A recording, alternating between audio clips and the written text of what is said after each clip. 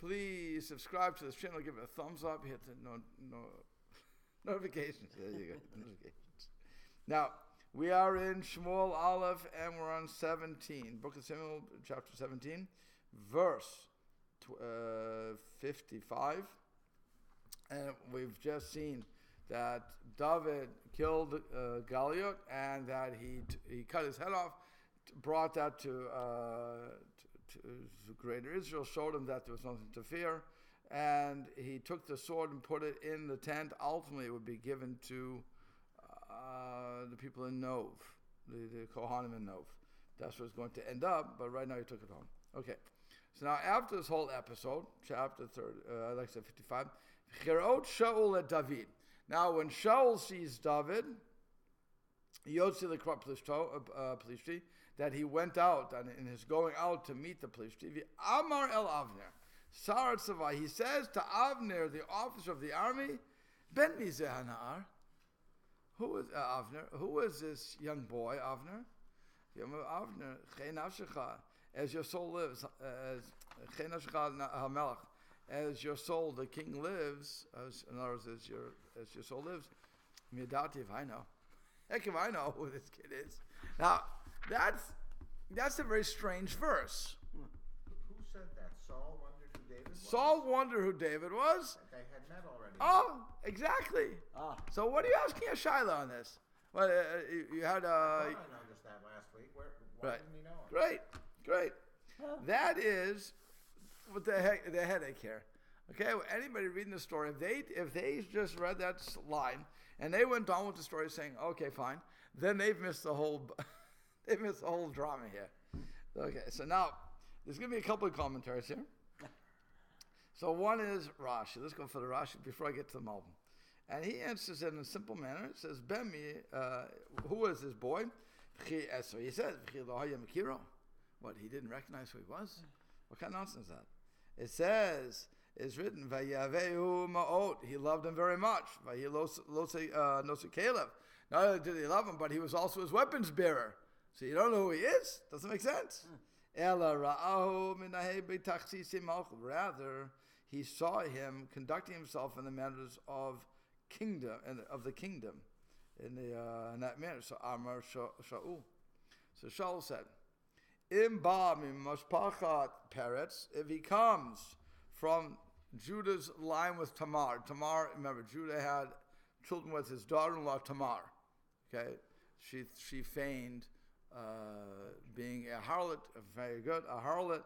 He decides because she was supposed to be given to Shelah, the youngest child of Judah, and then when she wasn't given to Shelah, so she dresses up as a harlot, is back in Genesis, and Judah finds her, has relations with her, and has 2 children with her, parrots and twins. Parrots and is going to be Zerach. So parrots is what is called parrots because he burst through.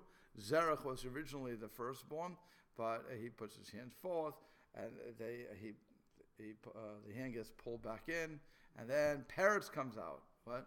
Maybe put the hand out, put a little ribbon around it, and the other baby pulled the other one back in. And took his How the baby was pulled back in, I don't know. Right. So yeah, Somehow.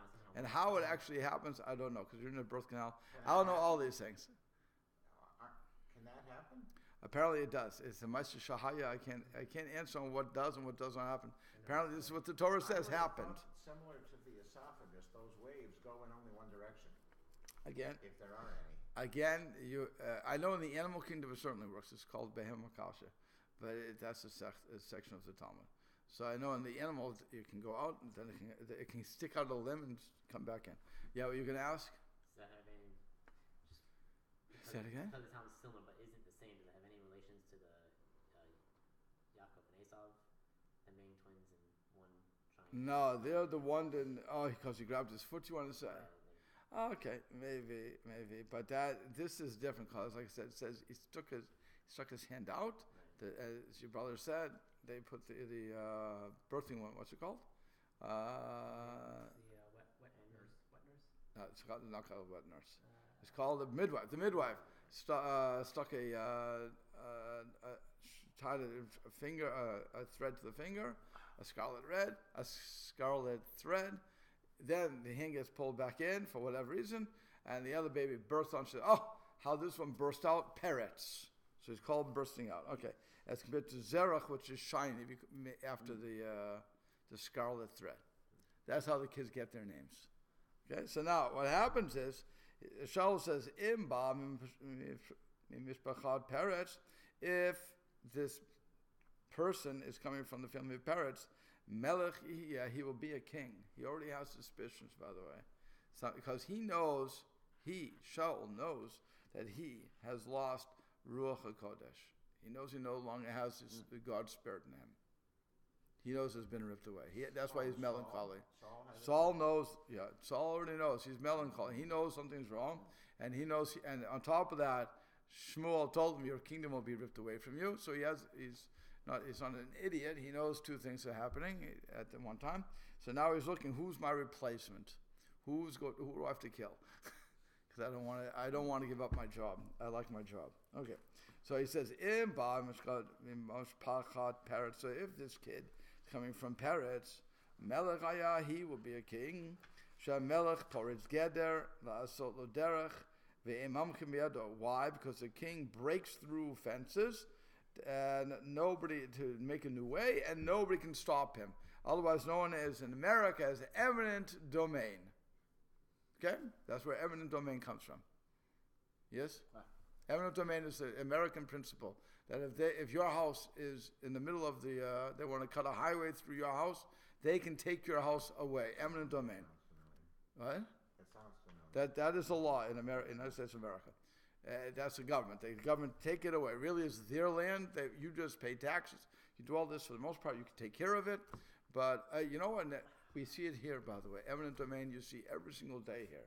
It's called the sidewalk. Ah. Okay? The sidewalk cuts through my land. And I've allowed that. I think they didn't give me a choice, but they cut. That's the point. They didn't give me a choice.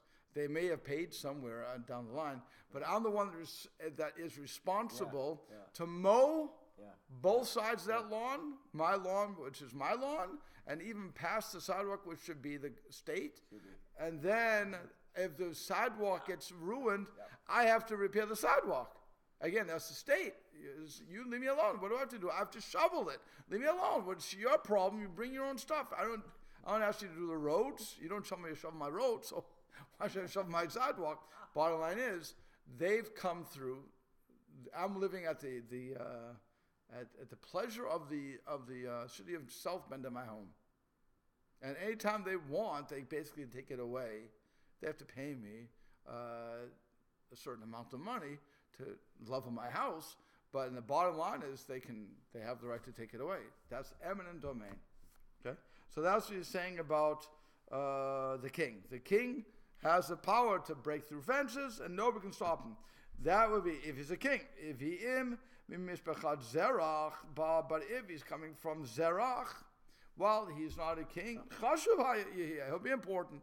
Okay, so he won't be the king, and I don't have to worry about if he's zerach. He's good with me. I'm cool because he'll be somebody else. Will be a statesman. I don't mind. Okay. So Amal Doeg. So Doeg says to him, Adata Shoel im Mishpachat.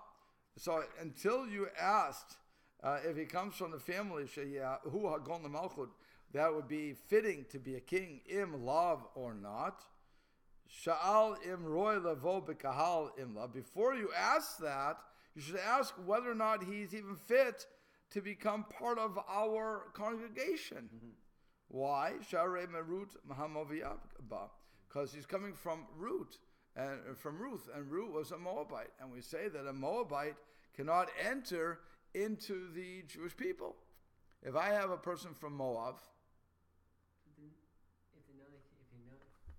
knew he came from Ruth, wouldn't he also know that Ruth was a special subject, a special case? No, she's not a special case. Let me finish. Let me just finish. Okay, so we're gonna give you a whole thing. Okay. So one is she's a Moabite, and we say in the Torah that a Moabite cannot enter into the Jewish people, right? So then we're going to have a whole drasha here about, it's from the Gemara, that it says, he says, so Amalo Avner, he says, Avner says to him, Shaninu Amoni v'lo Ammonit. We hear Ammoni, an Ammoni cannot enter, but an Ammonite can. A Moabite can't enter, a Moabite can. In other words, a woman can enter, a woman could convert, a man cannot convert. That's what we're learning from that. That's a drasha that we'll learn out from that. Fine. So Amalo Doeg. So now Doeg gets involved in the conversation. Doeg, remember, Doeg is the Av Sanhedrin. He's the top guy for Sanhedrin. He's one of the officers of David, of Shaul. So it says, Im Kain mamzer v'lo mamzeret. So if you're going to say Ammoni, it cannot enter, but not an Ammonite, so fine. So then say a mamzer cannot enter. That is a product of a child who is from a not only adultery. It's because by the way, in adultery in America, you have to be careful with the word because it doesn't work in American word adultery. Okay, so that's why I try to avoid certain times in American terms, English terms, I should say. But no, let me just say it. It's when the married woman, has relations with somebody else. If she's married, in other words, if a married man has relations with a single woman, that does not create a mamzer. It's only when the woman is married, because a woman can only have one husband, a man can have multiple. Okay, so if a woman who's married has relations with somebody and that results in a child, that child is a mamzer. That child cannot marry a regular Jew. Can only marry another a mamzeret. She would have to marry somebody within that category. So you understand? Okay. So now Doeg says to them, wait. He says to Avner, if you want to say that you're going to make distinction between the male and the female, so make the distinction here too. Say only a mamzer is not able to marry into the Jewish people, but not the mamzeret. So let the female mamzer marry into the people. So he says, Amalo. So Avner says back to him, it is normal for men to go toward men and women to go towards women. So now Avner was quiet, and that, I'm sorry. That was also Doeg. He says the reason that you're picking on the man is because the man is the one who goes into war, and the woman doesn't do that. It's not going that way. So Nishta take Avner. So now Avner's quiet, and then he says to Shaul, I don't know. I'm not sure who it is. So they go through this whole argument as to who is this kid? Is he from Peretz? And I know he's David ben Yishai. I know that.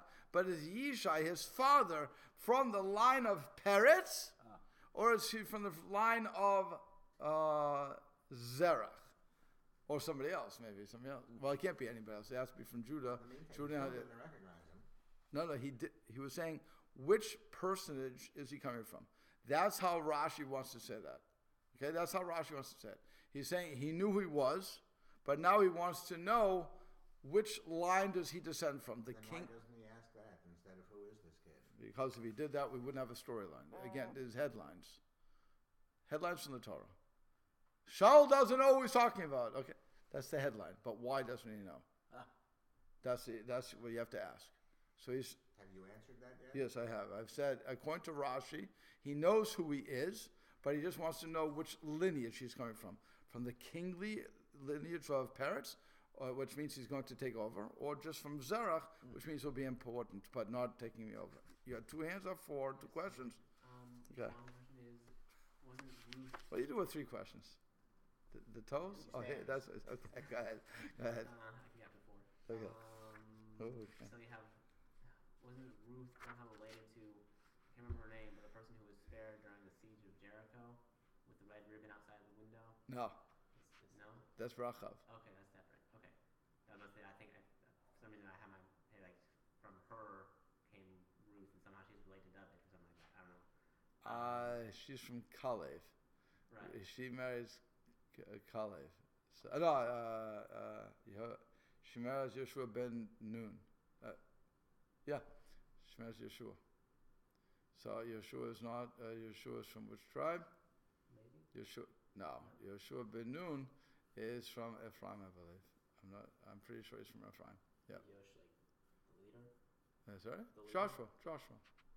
Pretty sure he's from, you can go back to the Torah to figure out, but pretty sure he's from Ephraim. Yeah. Okay, and the second question. That would nullify the second question. So yeah? That nullifies the second question. Okay. Yeah. Got rid of that one. Yeah. Anything else? Good. Well, I have one for Yeah. you. Where did Abner come from? Who's he? Avner is the general. Has he been introduced yet in the... Because we haven't talked about him. So has he been introduced yet? I'm not sure if he has. Thought we heard his name It could have been. I'm not sure. I'm not sure if he's been introduced before. I think he was, but I'm not sure. Because if it was a stage direction, it would begin with Enter Abner. There was no end. I don't know where he came from. Again, I'm not 100% he was. Here we are. I keep this my page here. Where is it?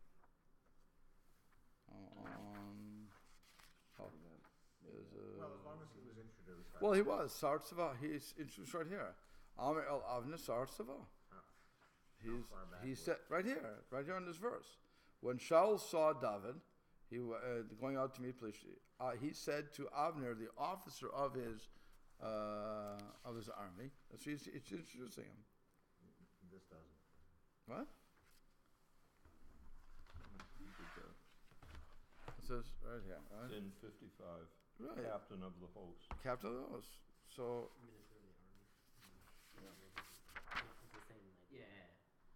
where is it here?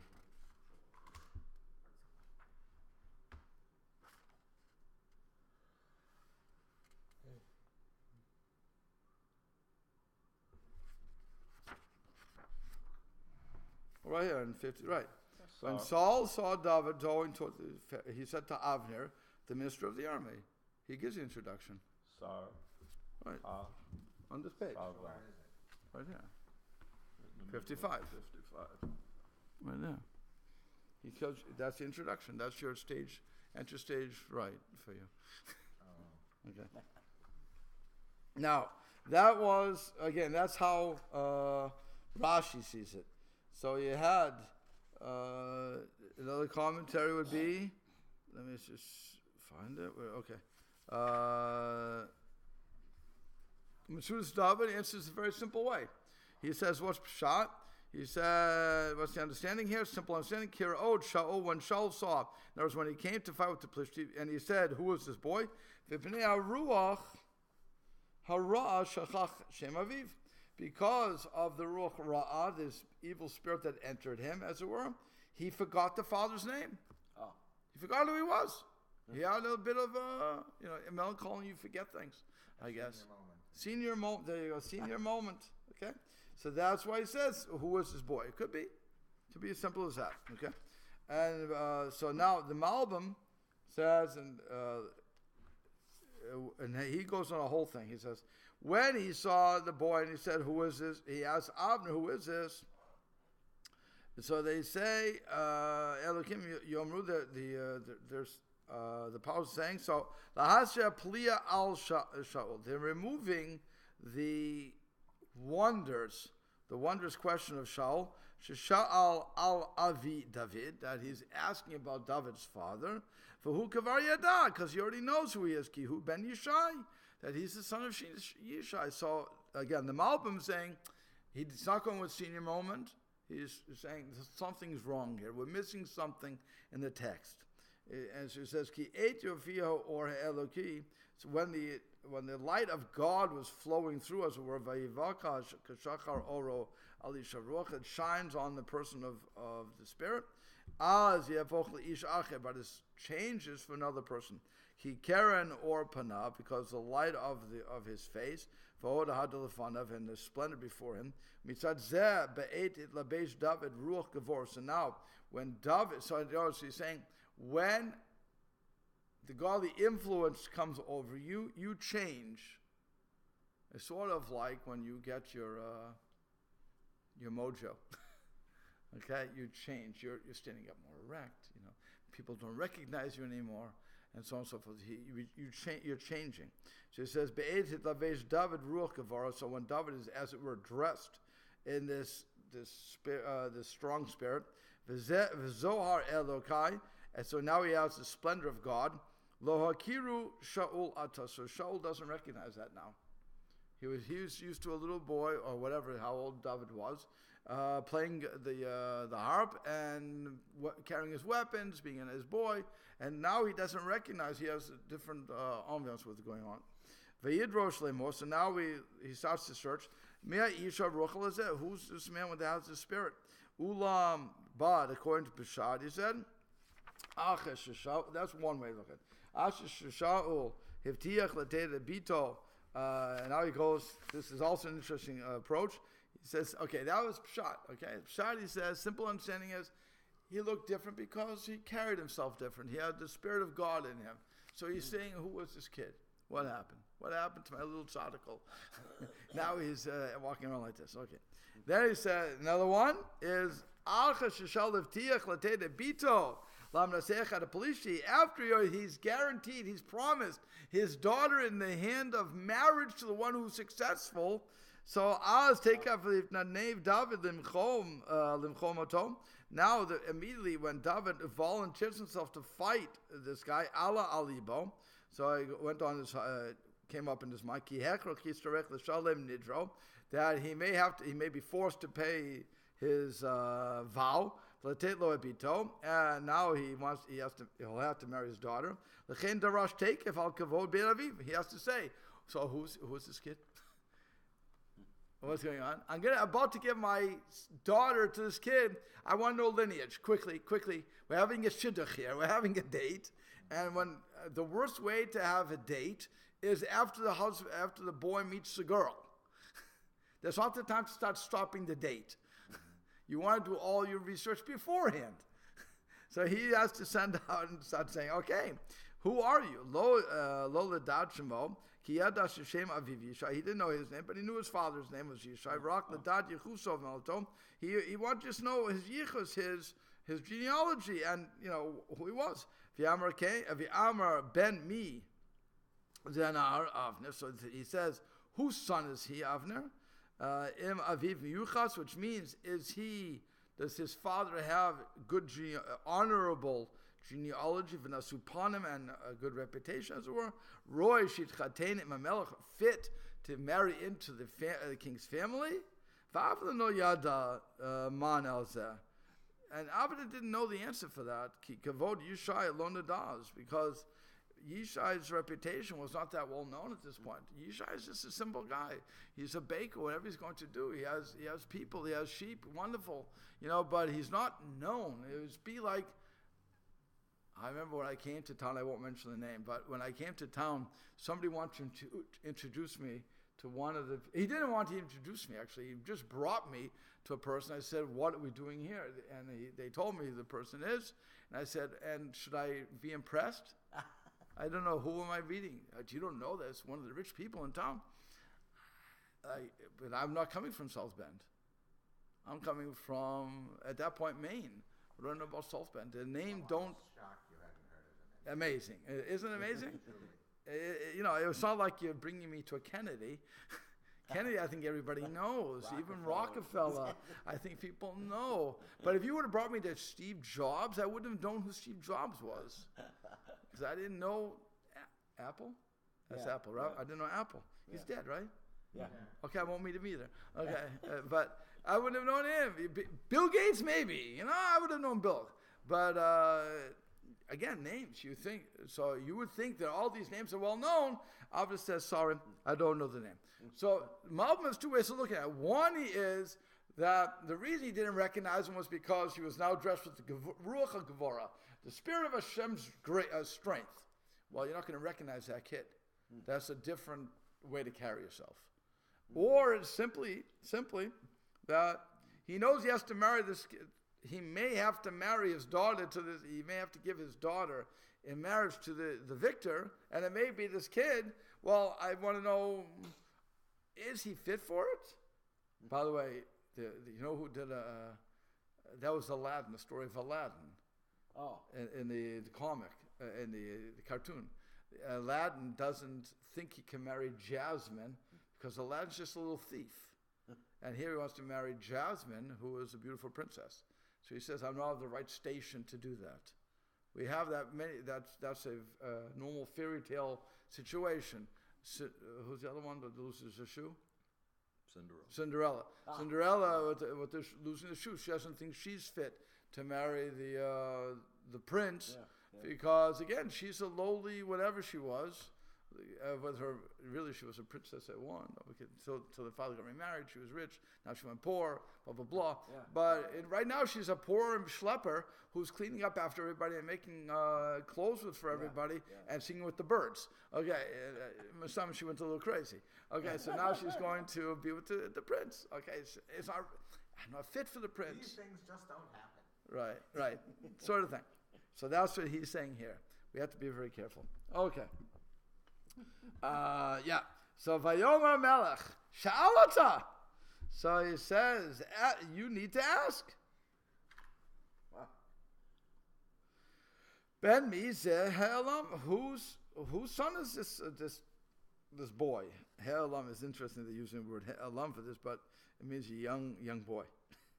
Okay, so I thought he didn't recognize him because he no longer was a young boy in that sense.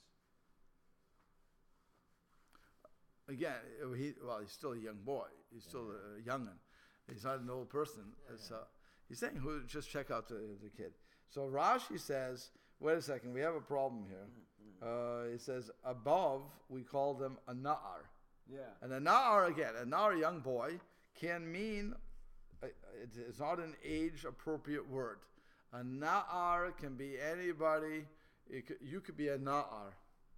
It's status. It's a status. When you say, all right, never mind. Keep going. Okay? It's the status of an underling. You're a na'ar, you could be 55, you could be 60, you could be 80, and you could be a na'ar. Okay?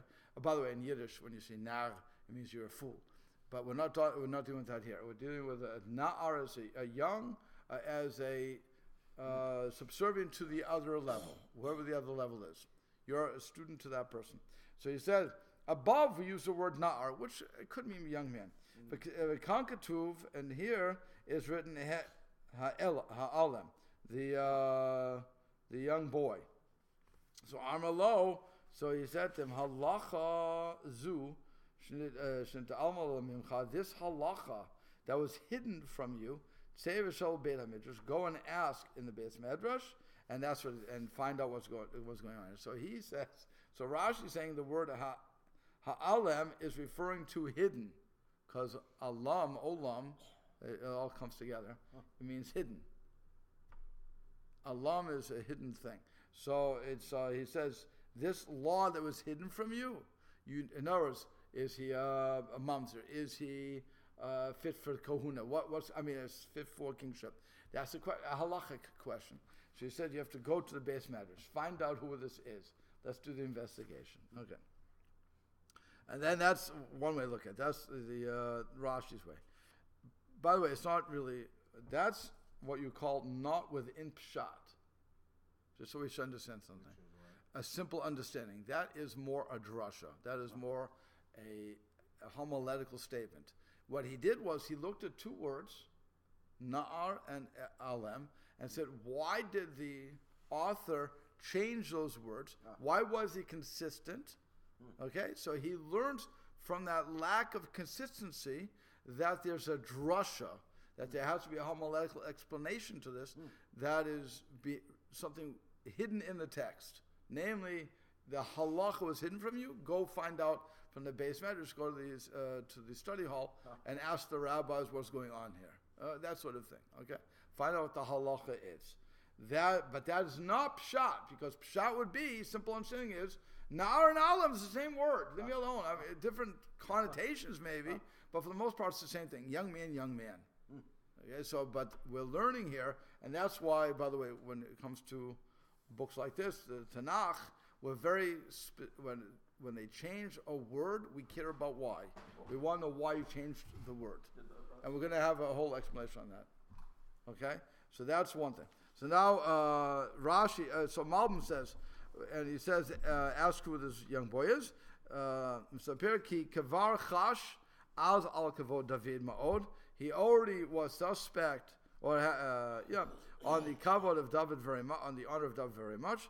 V'hagam shebenu leben Avner karu b'shem Na'ar, and also between Avner and himself, he called him in the name of Na'ar.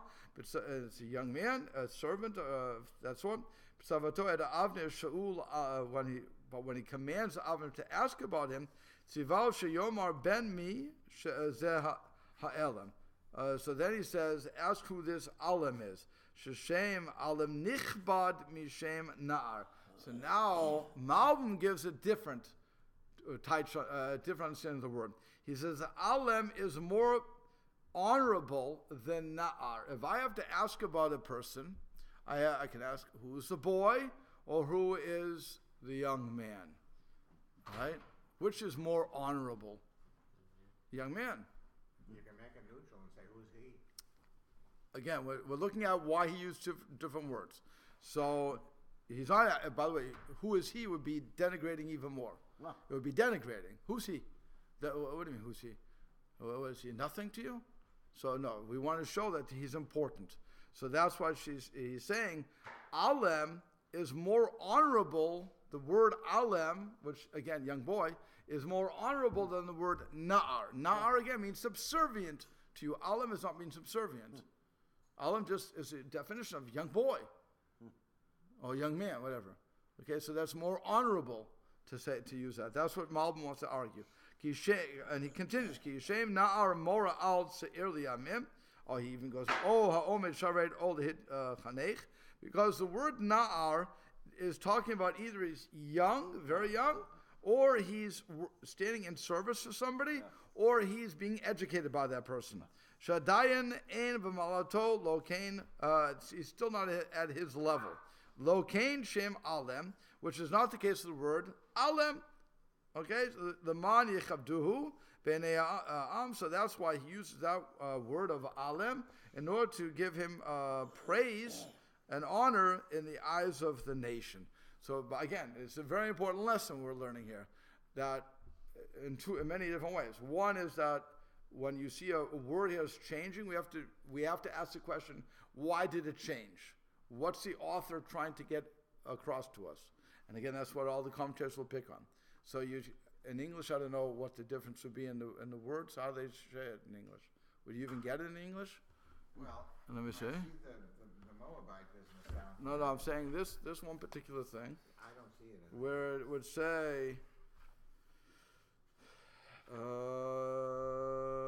is it? So the king instructs, you ask, who's the son of youth is this? So David returned from finding, okay, I took him around. I This don't one know. says youth also. So he says youth, and the first one he said is he whose son is this lad? Okay. So you're having a difference even in the English, but again, I don't know if somebody's reading the English is going to recognize that there's a difference there. But in Hebrew, they do. So they come to to try to explain what's going on. The second thing we learn is, again, Na'ar, as the Malbim just said, is somebody who's either young or stands in service or is being educated by that. Now, there's an underlink as compared to the Alem, which is not any one of those characteristics is separate from that. So therefore, more honorable. So now he's already raising this boy up. In case this boy is going to marry his daughter, he's already setting him up on higher than everybody else. Check it out. I want to know who this Alem is. We'll have to stop there. I wonder, it's so close to the German word. A nar is a fool, a young fool. Oh. Really? In German? A I silly know in fool. Yiddish it is. Okay. Yeah. Oh. Okay. Interesting. It's So interesting. it's probably the Yiddish word also. It is Yiddish. A narishkeit. Right. Now it's got to Yiddish. Yeah.